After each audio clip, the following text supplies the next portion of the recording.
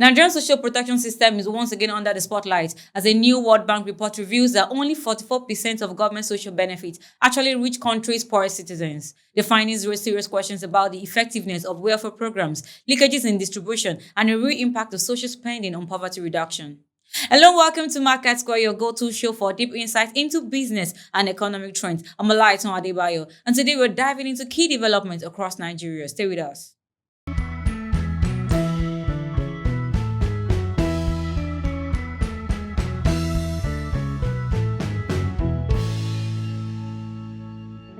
Welcome back to Market Square.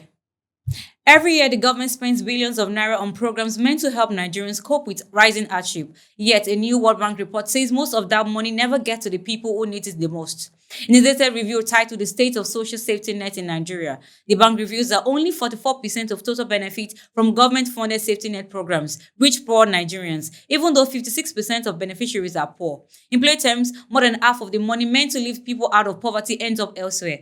The issue, according to the report, is how benefits are distributed. Most programs, including the National Social Safety Net programs, pay a fixed amount per household, not per person. This means a family of 8 in a rural area gets the same 25,000 as a family of 3 in town. So while both are called beneficiaries, one ends up spreading the little money among more mouths. Naturally, the larger family ends up worse off because the money gets divided among more people. The school feeding program, which targets individual peoples, does not have national coverage and only feeds children from primary 1 to 3. That leaves out millions of children who are also in need. According to the World Bank, Nigeria spends just 0.14% of its GDP on social protection. That's far below the sub-Saharan African average of 1.1% and the global average of 1.5%. Because of this low investment, the impact on poverty has been almost invisible.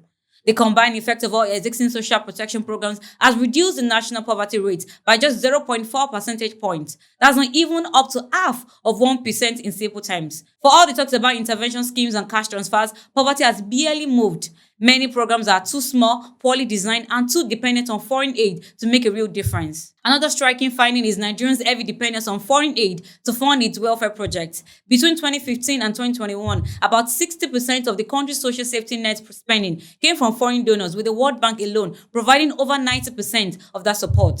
The bank warned that this puts Nigeria at a serious risk. If donor support declines, millions of poor households could lose access to basic assistance. It urged the government to find fiscal space to sustain its own programs instead of relying on external help.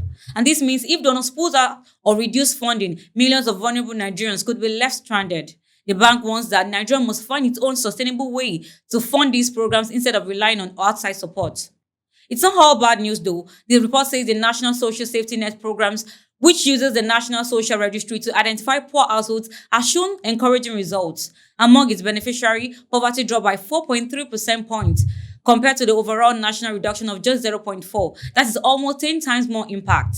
The registry itself has now captured more than 85 million Nigerians, making it the largest social database in sub-Saharan Africa.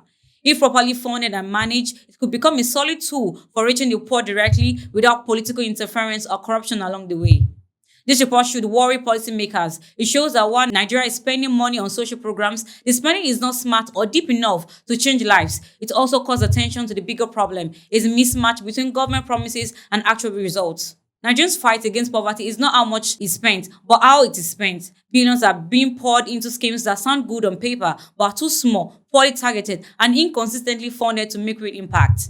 When a family of 8 receives the same support as a family of 3, the poor will remain poor no matter how many intervention schemes are announced, until social spending matches the size of the country's poverty problem, and until benefits are targeted properly. Nigerian safety net will remain too weak to catch anyone.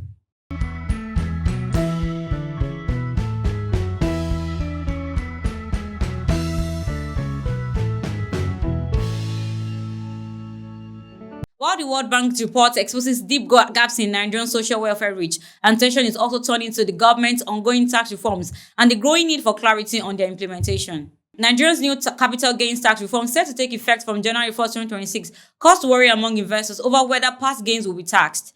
Taiwo Yedele, the chairman of the Presidential Fiscal Policy and Tax Reforms Committee, has clarified that only gains made after 2025 will be subject to the new tax, safeguarding historical profits and giving investors a fresh start.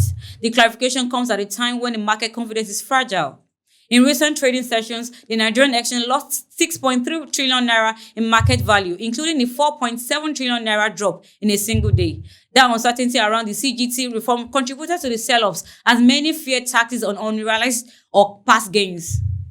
The reform introduces a cost-basis reset. For any investment held before 2026, the reference price for calculating capital gains will be set at the higher of the original purchase price or the market value as of December 31st, 2025. Let's say, for instance, if an investor purchased shares at 10 naira each, and by December 31st, 2025, the shares were worth 30 naira. If the investor sells the shares in 2026 for 35 naira, only the 5 naira increase made after 2025 will be subject to tax. The 20 naira gain accumulated before the reform takes effect is fully protected and not taxed. This mechanism ensures that long-term investors are not penalized for holding assets over time and aligns Nigerian system with international best practices. The reforms also contains a grandfathering clause, which exempts gains earned up to December 31st, 2025. For example, an investor who bought shares at 10 naira in 2020, which rose to 50 naira by the end of 2025, and sold them in 2026 for 60 naira, will only be taxed on the 10 naira gain made after 2025. The 40 naira gain earned before 2026 is protected. Oyedele emphasized the transition arrangement to ensure gains earned on shares up to the end of 2025 will be grandfathered and only taxed according to the law as it existed at that time. This provision is key to restoring investor confidence, which had been shaken by fears of taxation. Investor sentiment in Nigeria is highly sensitive to tax policy. Uncertainty around the CGT reform triggered massive sell-offs, wiping trillions off the market value. By clarifying that historical gains are safe and only future gains are taxable, the government has taken an important step towards stabilizing the market. The reform signals that the government is committed to creating a fair, modern, and transparent tax environment that rewards patient investment rather than penalizing past success. Other changes in the CGT reform, including replacing the flat 10% rate with a progressive structure ranging from 0 to 30%, depending on income or profit levels. Exemptions remains for small and institutional investors, such as pension funds, REITs, and registered NGOs. Investors will now be allowed to deduct losses, brokerage fees, interest on margin loans, and statutory transaction charges from net gains.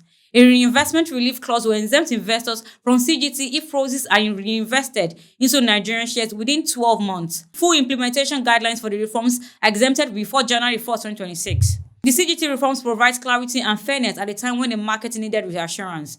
By protecting past gains, introducing progressive tax structure, and including deductions and investment relief, the government is signaling that investing in Nigeria will no longer carry the risks of taxation. For investors, this is a green light to hold or increase positions without fearing penalties for gains and before 2026. For the market, it could be the first step towards restoring stability and confidence after weeks of volatility.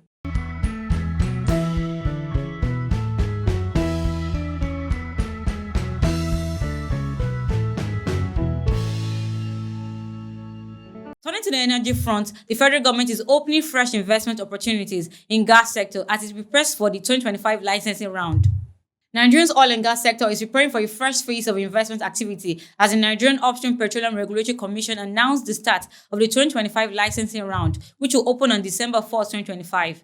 The announcement made by the Commission's Chief Executive Benga Komolafe at an investment forum in London signals renewed efforts to unlock underdeveloped and fallow oil and gas fields across the country, particularly with a focus on gas. The move comes after approval by President Bola Ahmed Tinubu, who also serves as Minister of Petroleum Resources under the Petroleum Industry Act. The goal is straightforward: attract new investors, boost upstream in production, and increase national output in line with the government's target of 1 million barrels per day of additional production. However, this announcement comes at a time when the confidence in Nigeria's oil sector remains mixed. While licensing rounds are not new, Nigeria has held major ones in 2000, 2005, and 2007. Many previous rounds ended with awarded blocks left idle. Technical constraints, financial difficulties, and regulatory bottlenecks meant that many of those awarded fields never reached commercial production. This history has made investors more cautious, especially given the global shift towards cleaner energy sources and the growing competitiveness of other African producers, Namibia, Angola, Mozambique. The emphasis on gas is significant. With global energy dynamics shifting, gas has become a critical transition fuel, and Nigeria holds one of the largest proven gas reserves in the world. Yet, production and utilization have lagged far behind potential due to inadequate infrastructure and inconsistent policy direction. If properly managed, this licensing round could help reposition gas as the backbone of Nigeria's energy future, supporting domestic industries and export revenue at the same time. What will determine the success of this new round is transparency and execution. Investors are likely to be looking for clear terms, stable fiscal conditions, and regulatory efficiency, areas where Nigeria has struggled in the past.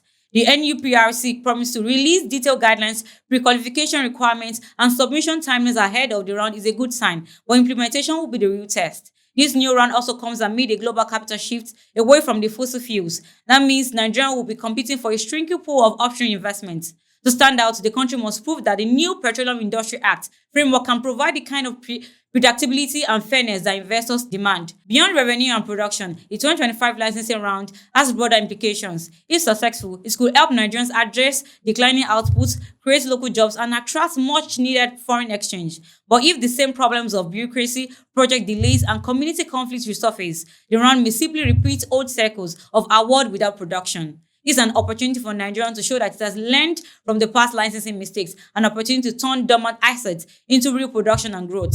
The question is whether this time the process will deliver results beyond announcements.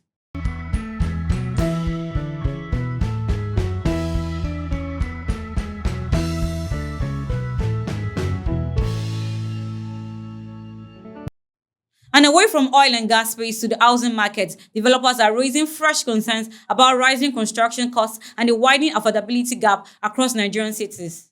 Nigeria's housing market is under significant pressures as demand continues to outpace supply, pushing property prices high and making decent housing increasingly unaffordable for ordinary citizens. The country's growing population combined with limited land availability is creating a situation where more people are chasing fewer homes, especially in urban centers, driving up property values.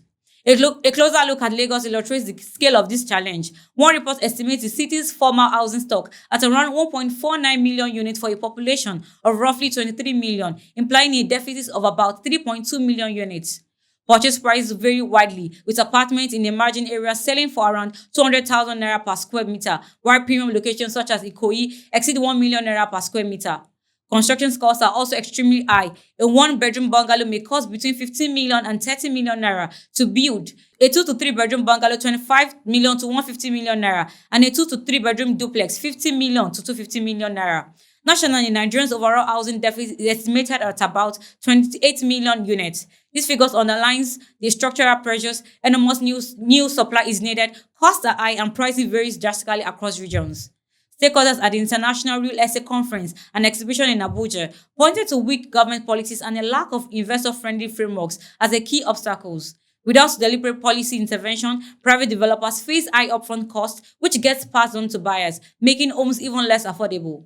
Ajayi Franklin, the convener of the conference, explained that while demand is inevitable, affordability can be improved through better policies, lower construction costs, and incentives that attract private capital.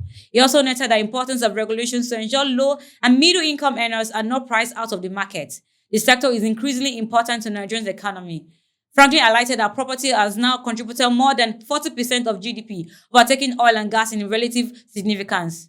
With the African property market expanding rapidly, the opportunities for Nigerian developers to grow strategically while addressing domestic housing needs. Binta Ibrahim of Redan emphasized that government subsidies and collaboration with suppliers such as cement companies are critical to managing construction costs and supporting affordability.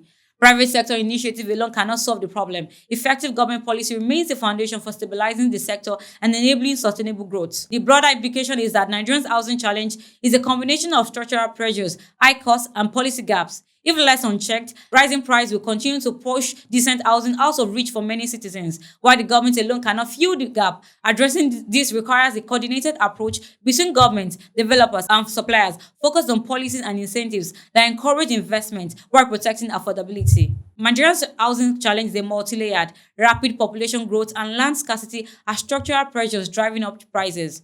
High construction costs, limited government support, and weak regulation exacerbates the problem. Stakeholders are calling for a combination of targeted subsidies, better policies, and stronger collaboration with private investors and industry partners to make housing more affordable. Without such measures, the cost of living for the average Nigerian will continue to rise, while the sector risks failing to meet the housing needs of a growing population.